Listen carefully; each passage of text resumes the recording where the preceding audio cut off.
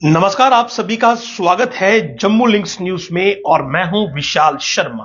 Bovine smuggling जो है वो लगातार जम्मू में बढ़ती जा रही है। अवैध रूप से गाय को या बैल को उठाकर ले जाना, उनकी स्मगलिंग करना और उनकी हत्या करना, ये कानूनन अपराध है और पुलिस की तमाम सख्ती के बावजूद ये जम्मू में विशेषकर देखने को मिल रहा है।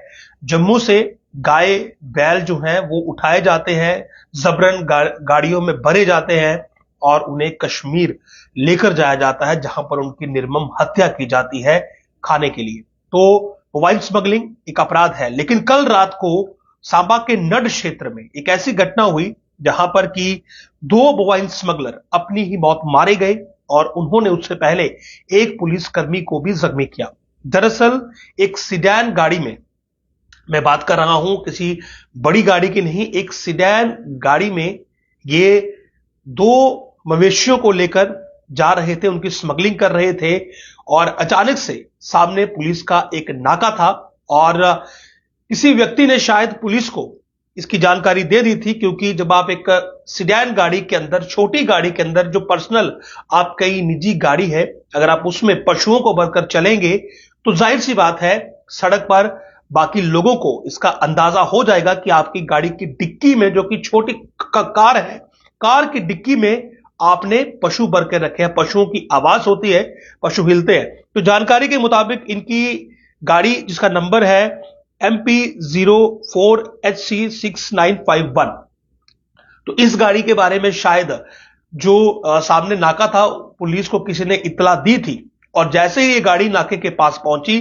तो पुलिस ने इस गाड़ी को रुकने का इशारा किया, लेकिन इस गाड़ी के अंदर 3 बोवाइन स्मगलर्स बैठे हुए थे जिन्होंने की गाड़ी नहीं रोकी और उस नाके को हिट किया, जिसकी वजह से इनकी गाड़ी की लाइट्स वहीं पर टूट गई और जो पुलिसकर्मी नाके पर था वो भी गंभीर रूप से घायल हो गया।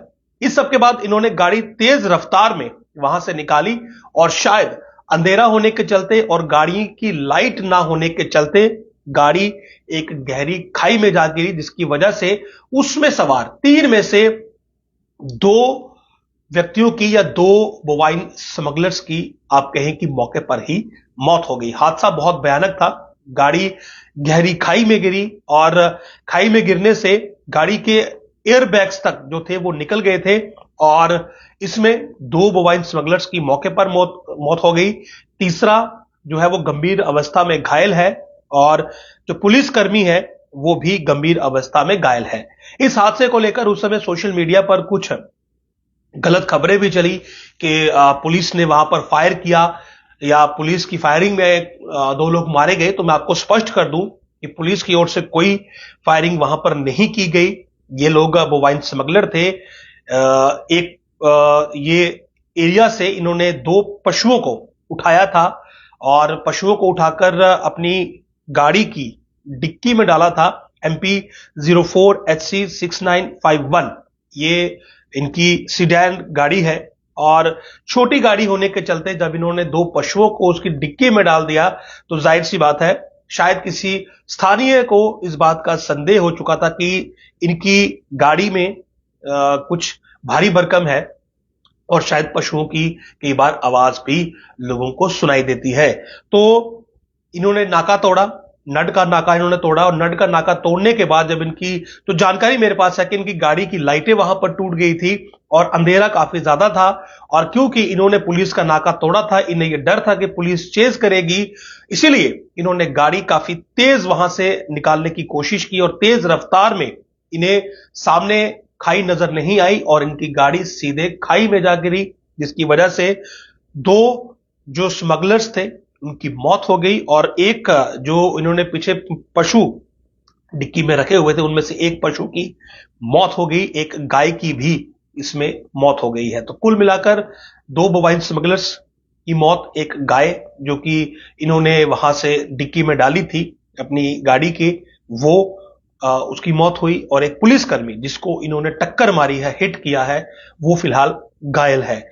और इसके बाद रेस्क्यू ऑपरेशन चला, काफी मुश्किल से इन्हें कार से निकाला गया। एक मोबाइल स्मगलर अभी जख्मी है, उसका इलाज चल रहा है, लेकिन बड़ा अनफॉर्चुनेट है कि इस प्रकार से मोबाइल स्मगलिंग जो है वो लगातार देखी जा रही है। हालांकि पंजाब से भी कई बार इस प्रकार के मामले आए हैं कि ऑयल टैंकर हो, एम्बुलेंस हो, उसमें जो है वो पशुओं को भरकर जम्मू के जरिए कश्मीर पहुंचाया जाता है। और ये मोबाइल स्मगलर जो कि नियर बाई एरियाज में एक्टिव हैं, ये आगे पीछे जो स्ट्रे एनिमल्स को, गाय या बैल घूम रहे होते हैं, दिन को उनके आइडेंटिफिकेशन करते हैं और रात को उन्हें गाड़ियों में भरकर लेके जाते हैं। और क्योंकि अब ऑयल टैंकर का या एम्बुलेंस का या बोलेरो गाड़ी का या स्कॉर्पियो गाड़ी का पुलिस को शक हो जाता है, तो इसीलिए अब इन्होंने अपनी सीडैन गाड़ी इस्तेमाल की, किसी को ताकि शक ना हो कि किसी की निजी जो सीडैन गाड़ी है जिसमें कि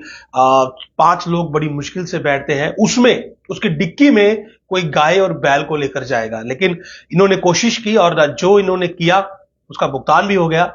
तो ये रात की घटना है। एक पुलिसकर्मी इस पूरे हादसे में जख्मी हुआ क्योंकि इन लोगों ने टक्कर मारी उसको और खुद इनकी जो गाड़ी थी वो आगे खाई में जाकर गिरी और खाई में गिरने से दो मोबाइल स्मगलर्स की मौके पर ही मौत हो गई। एक जख्मी है, एक गाय भी इस हादसे में मारी गई है जो कि डिक्की में थी।